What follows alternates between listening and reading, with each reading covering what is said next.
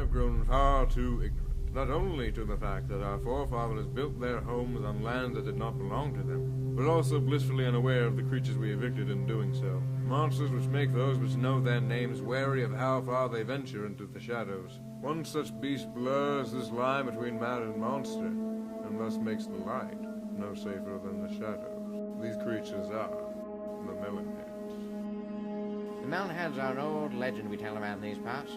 Just about everybody around here knows the tale of those awful creatures which roam the night, with their eyes glowing golden like amber and firelight, peering out at the deformed heads in between the trees.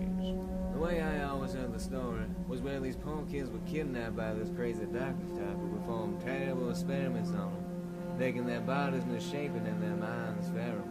I'd say by the time they turned on him, they were even more bonkers than he was. They say after they killed the dog, they disappeared into the woods without a trace, and thus the Melon heads were born. I remember me and the buddies used to tell stories out by the campfire about the Melon heads, that they're hiding in the woods and such. And to this day, I still look over my shoulder whenever I'm working, you know. I can't say I've personally seen the Melon heads, and I know many people can. But you hear them, let me tell you. Whether it's the sound of something prowling around in your crops in the middle of the night, we may not see them, but at least in these parts, we believe it. Do I believe in the Melon heads? Well, I think there's some things in this life that can't be explained.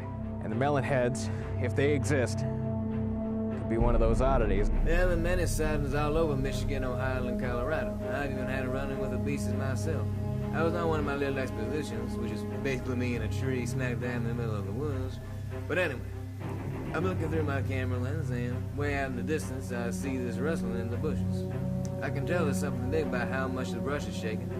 So thinking it's a deer and wanting to snap a pic of the critter, I zoom in. Then all of a sudden, my lens is filled with these two glowing eyes, which almost makes me fall out of the tree.